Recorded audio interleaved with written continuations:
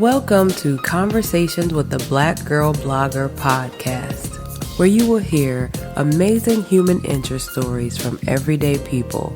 They will inspire you, they will encourage you, and they will help you to overcome all of what you are going through in your life. I am your host, Aisha Morgan, and let's meet today's guest.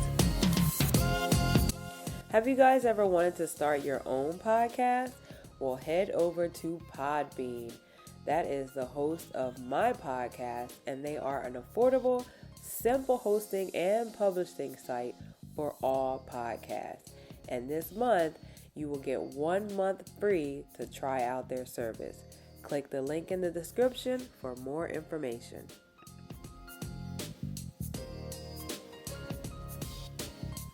Hello, everybody, and welcome back to the podcast. If you've been following me on Instagram, you know that today is my birthday.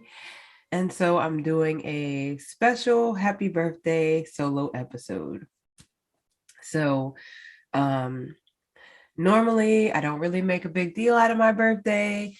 My family, my friends, all of my social media friends, they all will give me a happy birthday shout out, calls, texts, and usually that's about it.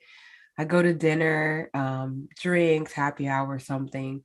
And last year I planned to go on a trip, but COVID curved that trip, literally.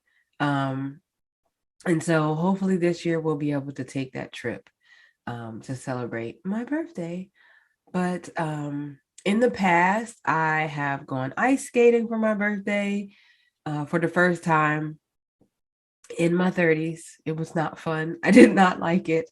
I also learned how to snowboard, which I did like very much so, and continued to snowboard after I learned. And another time, I did a paint and sip with my family. That was a lot of fun. That was before it was like a very popular thing where, they had them on every corner. And that was a lot of fun. And I took a trip to Colorado with some friends before. So it's not like I don't celebrate. It's just not something that is like over the top. I don't do the big birthday parties. But, who's to say I won't do that in the future? But in the past, I have not done the big birthday parties. So in today's episode, I just kind of wanted to touch base with y'all, as I do every month, so you can catch up on what's going on with your girl. And the first thing is a gift from all of you to me. I know y'all didn't know y'all were giving me this gift around my birthday, but you did. The podcast has 1,000 downloads. I know. It's crazy, y'all. So I was getting really close in December, a couple hundred away, and then January just took off. My January episodes put me over the top. Next thing I knew, I was at 1,000 downloads, and I couldn't thank y'all enough for taking the time to listen to the podcast. There are times when I question whether or not this is something that is really making an impact on others. And y'all are constantly letting me know that it is. You are sending me messages, text messages, DMs, and they are all very much appreciated. Absolutely, absolutely appreciated. Because, you don't want to do a podcast and have no one listening. So listen. So thank y'all for listening to the podcast. I'm so excited. There's some good things happening with the podcast. So there's a group. I'm in several groups. Several groups to help me along the way with this podcast journey. One of which was from David Shands. There is a Facebook page that we're in, but we also created a group chat. And in that group chat, we are helping each other, encouraging each other, getting advice from each other. I've been on one of the guys' podcasts, which is Deal to Heal, and I will let y'all know when that episode comes out. I did a live yesterday with Dre from Super Dre. That was my first live, so that was pretty exciting. And I am going to be asking them to come on the podcast. Um, their stories are just as important as everyone else's, and it's fun. It's fun when you talk to someone who is on the same journey as you, and everything is just so relatable. But we all have a backstory, and so I would love for them to come on and tell their backstory. What led you to be a podcaster?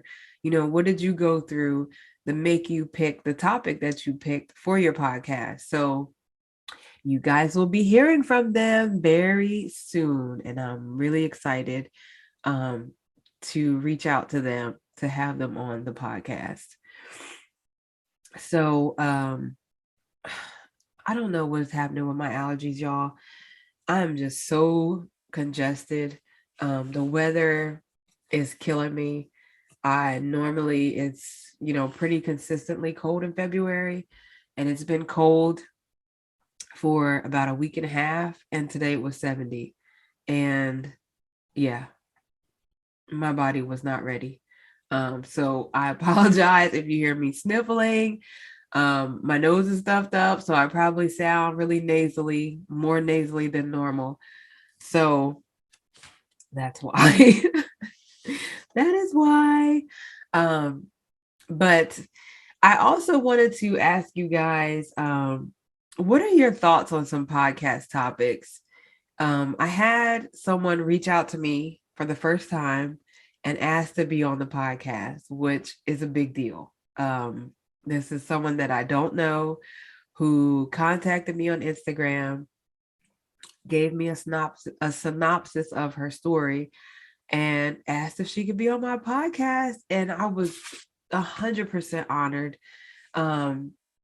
because that was the first person to ever reach out to ask to be on my podcast. So that meant a lot to me. And so you will be hearing her episode coming up soon, sometime next month or the month after. So yeah, that was exciting.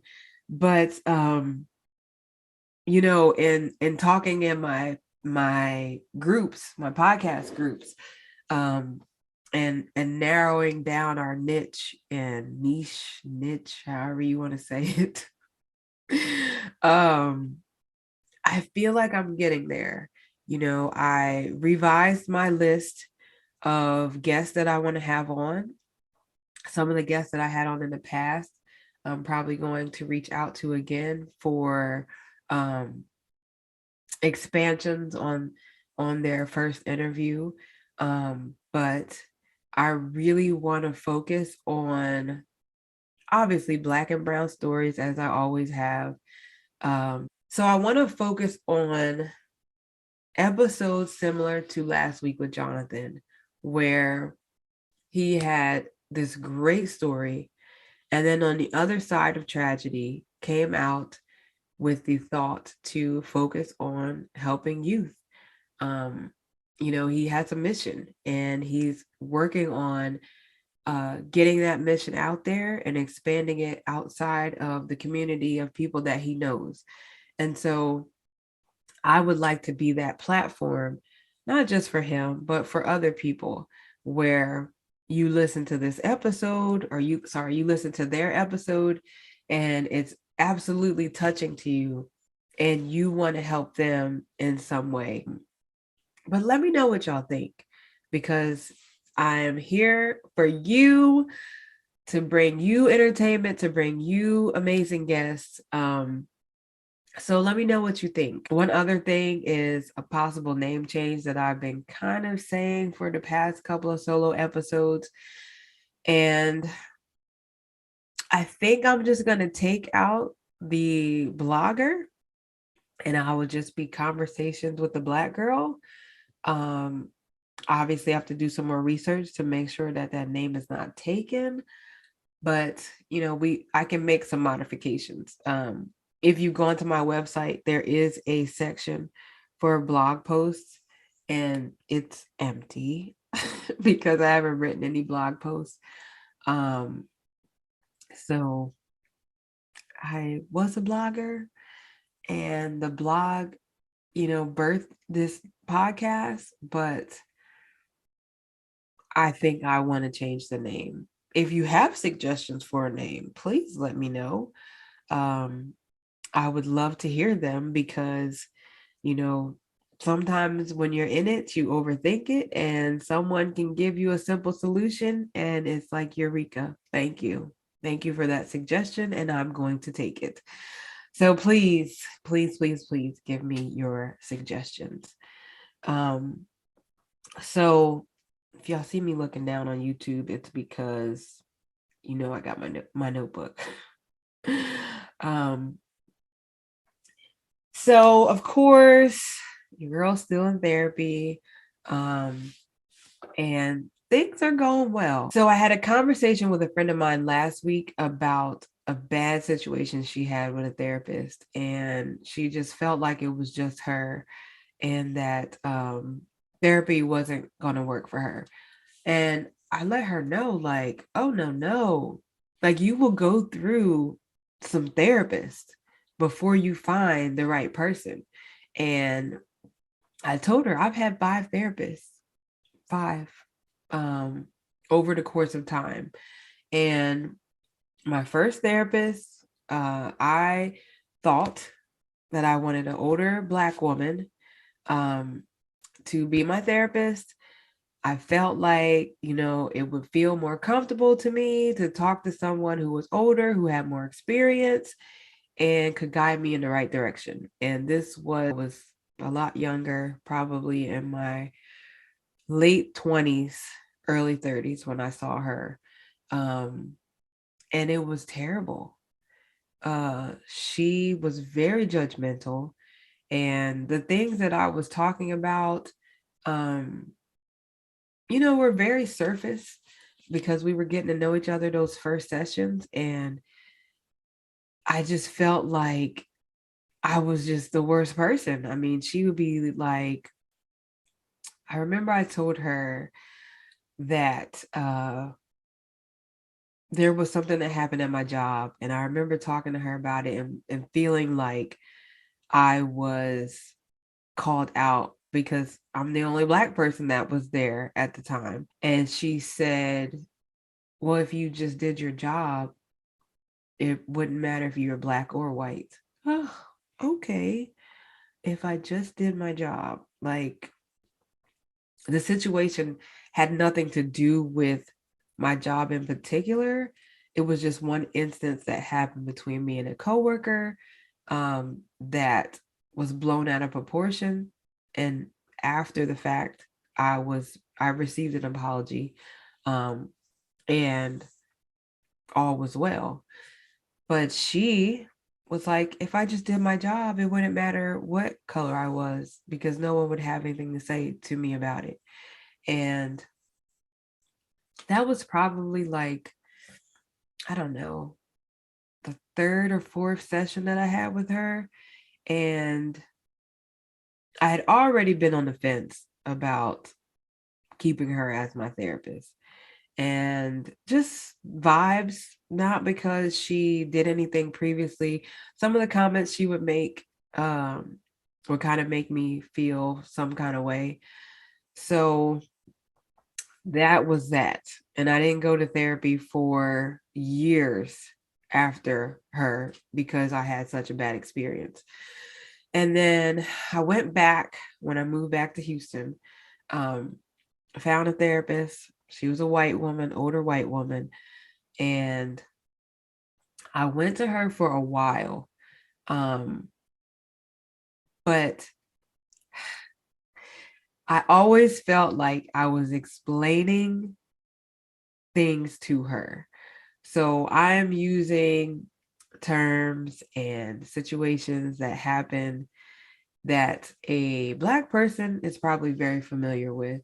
Um, and her response would be not the correct response. So I would have to explain what I meant.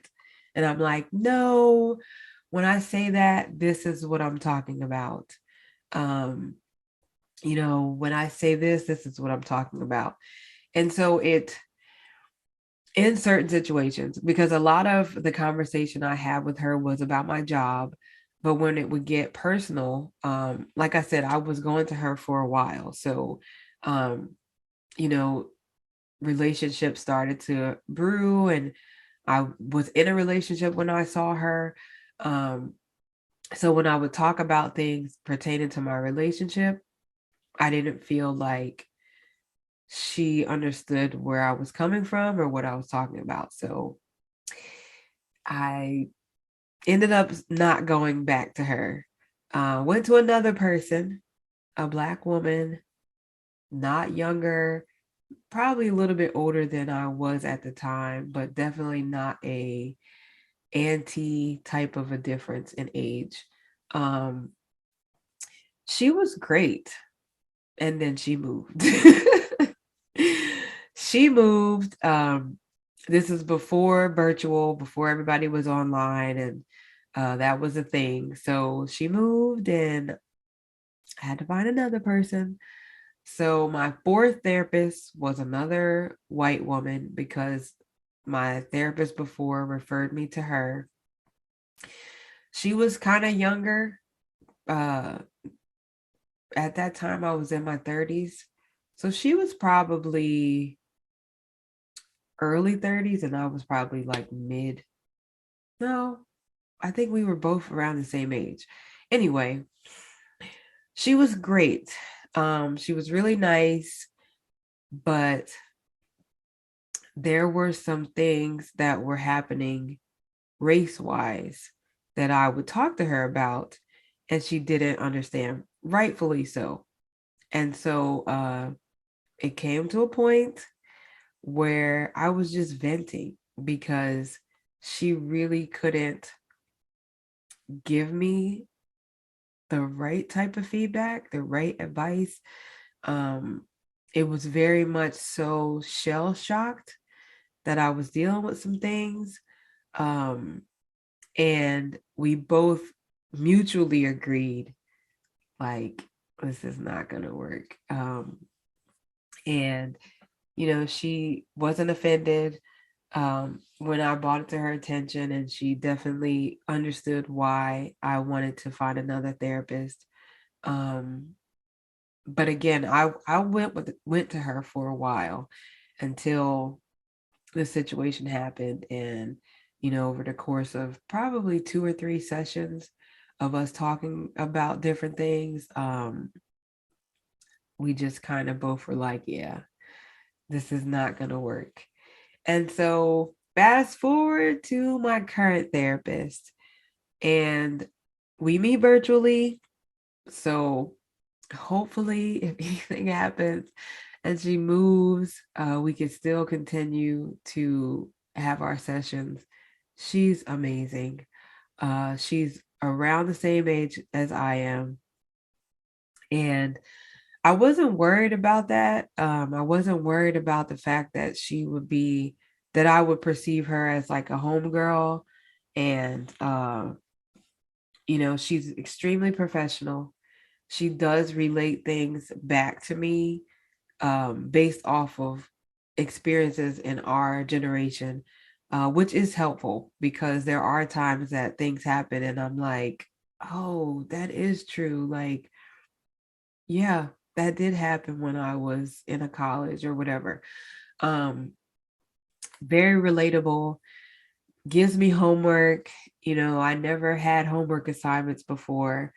Um, and she's just a great sounding board. Not judgmental, does apologize when I tell her, some of the stories of things I've gone through, but not in a way to where it's like pity.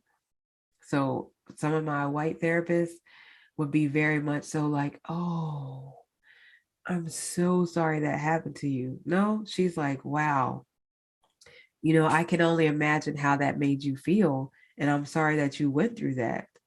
And then we move on to processing that for me. And that part of it is so crucial. Um, yes, you're giving me the empathy.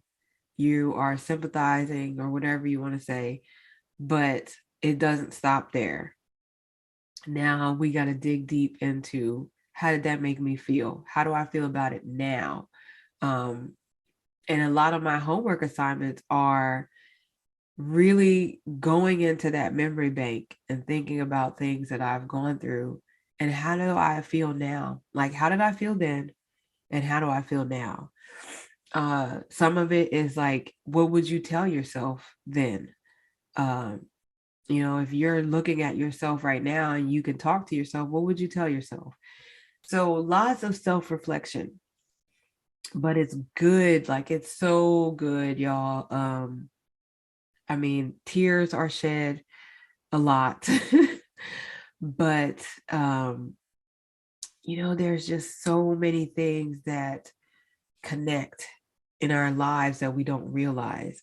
And there's a lot of times where we, especially in the Black community, we don't talk about things because of other people's feelings. And, no matter what, our families have affected how we are right now. Um, it's just the way it is. And sometimes specific instances are brought to the surface of why you think the way you do, why you feel the way you do, um, of things that people have done to you in particular. And it's uncomfortable. Um, it's uncomfortable if you ever have to talk to the person about it. But, you can't predict or, determine how they're going to respond. You can only determine how you respond to them. And I can say that getting things out in the open, saying it, and, you know, not worrying about what's going to come back it's good. It's very freeing, and you definitely feel that weight lift off your shoulders. So yeah, therapy, I love it. But you do have to go through some therapists. The first person may not be the right person for you, and it may take you a while to find somebody that you really connect with. And for me, it was important to have a Black woman as my therapist. Um, Not to say that a white woman or a white man or a Black man or a Hispanic or Asian man or woman would not be able to help me. But for me, it was important to have a Black woman therapist. Um, and it's working out so well. It's working out well so far. Um, so get into therapy. I tell y'all that all the time. Um, so next up that I wanted to kind of touch base on. Um, Lately I've been posting a lot about ADHD on my social media, on my Instagram. And it's because it is rearing its ugly head in my life right now. Um, when I don't have a lot going on, um, it's not as noticeable to me, but when I'm trying to really get things done and really hone in on some things and create a schedule for myself, which is what I've been doing the past 2 weeks, it shows like it's it's a big flashlight going off in my face every day. Um, I've been doing pretty well with waking up in the morning at 5:30, working out or meditating or doing some kind of something, yoga. Um, I've done that for a week now, and it's been really great. It's starting my day off. on a high note and keeping me positive throughout the day. So where does my ADHD come in? Obviously, the focus part is big, but then other there's some other aspects that I don't think people realize is a characteristic of ADHD. So one of the ways that it's been showing up for me, yes, the focus part, and that is making everything hard. Like this, my brain is like doing its own thing. I recorded this podcast 4 times today. I'm talking about full recording, and through like I just didn't want to keep editing. So I stopped because it was so all over the place, and I even had my notes and I was still all over the place. There was really no focus to what I was saying. I was just rambling on for 30, 45 minutes. And so I deleted the recording and would start over and making notes to myself, like to stay on topic. And I was just rambling. And I'm like, how am I supposed to edit this? Um, it was it was hard. So how am I doing this episode? I'm hitting pause. I'm hitting pause and I'm giving myself some time to recuperate my thoughts in between topics and really looking at my notes, thinking about what it is that I want to touch upon, and not get sidetracked. And so it's hard. It's so hard. I mean, other things besides the focus part, um, forgetting, like, yes, okay, everybody's like, oh, I forget things all the time. Y'all, it's not even that. Like forgetting things that I just did. Not like fog. You know how people are like, oh my God, I just walked out of the room without my phone, or I went in there to get my charger, came out with nothing, and now I got to go back and get my charger. No, it's not like that. So I go into several classrooms on different campuses throughout the day, and I take notes, and I'm pretty consistently in the same rooms every week, some more than others.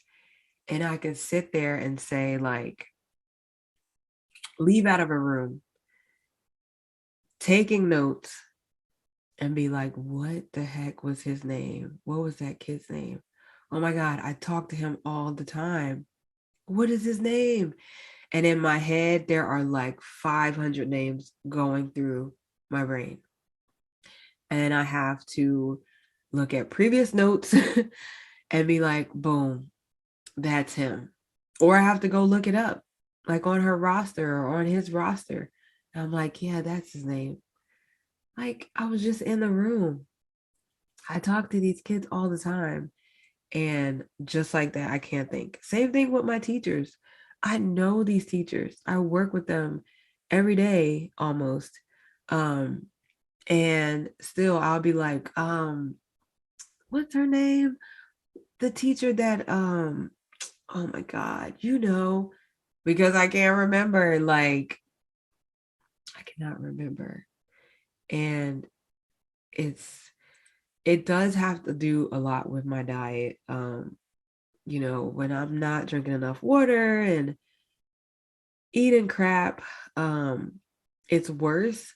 So, every once in a while I do that, but I've really done well the past couple of months with watching what I eat. But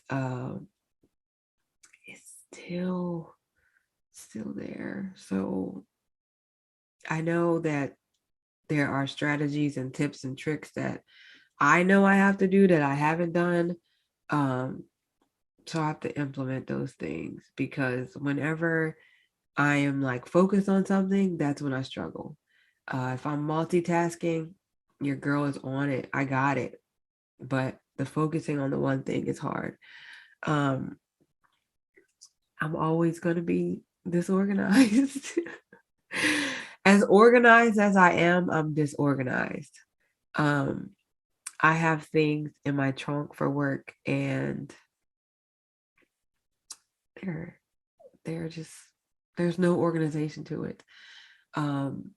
Things are just all over the place, and I end up just making it over because I don't know where I put the thing that I need. It's in my trunk somewhere, in bins in my trunk. So that is one of them. Poor time management. That is why I set alarms for everything. Everything, y'all. Like, when I say everything, I mean get Kingsley's lunch together, make Kingsley's breakfast. This is my morning routine. Drink your water, prepare your lunch, go start the car, like alarms telling me to go do these things, because otherwise I'll be sitting there getting sidetracked and start cleaning up or doing something random. In the evening, it's like, go give Kingsley a bath.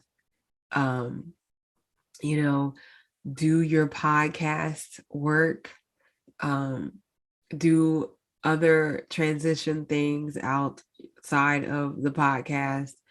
Uh, I have alarms for everything. I have alarms to tell me to get out of the car to go into a campus, because I will be checking emails or get distracted with something. And the next thing I know, 30 minutes has passed and I'm supposed to be in a campus. So I set timers that say, alarms that say, go in to the campus. Like, I need that. What else? And then one of the other things is like, I know this sounds weird because I do a podcast and I talk all the time, but like, when people are talking to me, my brain is working in speed motion. And sometimes I don't wait for them to finish their sentence. I need to give you the answer to the first part of what you said right now. And so I find myself like cutting people off. Um, and when I'm working with teachers or other professionals, I literally have to tell myself to start counting. But what that does is makes me forget what I was going to say. So if I don't have like a notepad or something to write something down with, it makes it difficult, because I'm like, just wait, one, two, like just wait for them to stop talking and then respond. There are some instances when I'm talking to people, depending on who it is, where I'm like, well, hold on. So let me get this, let me take what you're saying in, because they are long-winded. And so I have to cut them off to like summarize what they've already said so that I don't forget what they said at the beginning. And I'm struggling. I just have my hands in a lot of pots right now. And when I'm trying to give myself time to work on each thing separately, I have a hard time. And so I've been online trying to find some strategies to help me. There's some things that I've done previously that are helping, and in other aspects I need some additional support. In my therapy session next week, that is what we're going to talk about, and how it is impacting me more than I thought. And how I can, kind of work through it for myself without taking medication, because I'm not taking medication for it. So I will say, when I was strictly following the Dr. Sebi meal plan, drinking my water, taking my sea moss, not eating junk. And I was Gucci. Like I did not have these problems. I was so focused. And everything was good. Things were moving in the right direction. But everything was so good then I didn't have any issues. And your girl was on it. So I know that for me, I have to do that. I have to get back to that place where I'm that disciplined and I don't eat junk.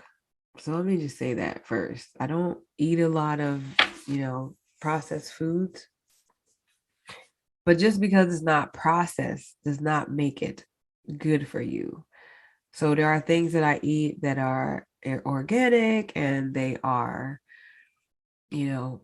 presumed to be healthier, but they're not. So I know what I got to do and I'm going to do it because your girl is making moves and I'm not playing around. Like there's a lot of things a lot of moving parts that are happening behind the scenes. And yeah, it's going, y'all. It's going in a positive direction. So yeah, that is my update for y'all for the week. I am excited for the year to come. I am blessed to see another year. And thank y'all for the 1,000 downloads of this podcast. Please go like and follow and share my Instagram, on my Facebook, on my YouTube, and check out my website. Also with the website, if there's some things y'all want to see on the website, let me know because I post the episodes, but that's really it. So if there's some other things you want to see on the website, just let your girl know.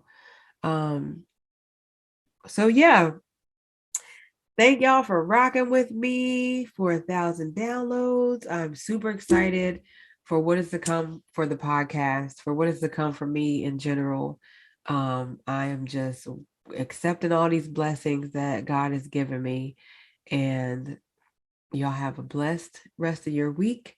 And we'll be back next week with a guest, a very special guest. So stay tuned, stay blessed, and peace out, y'all. Thank you. And that's a wrap on another amazing episode. I know that you were just as inspired as I was after listening to that conversation. And to let us know how we're doing, don't forget to leave us a review, like, share, and follow the podcast. Also, make sure you follow us on all social media platforms at The Black Girl Blogger and check out our website, www.theblackgirlblogger.com. And the most important step, make sure you share the podcast with someone you know and tell them to share it with someone they know. And if you know someone who has an amazing story to tell, or if you yourself would love to tell your story, leave us a message on our website or any of our social media platforms so we can reach out to you and have you on the podcast. Until next time, peace out.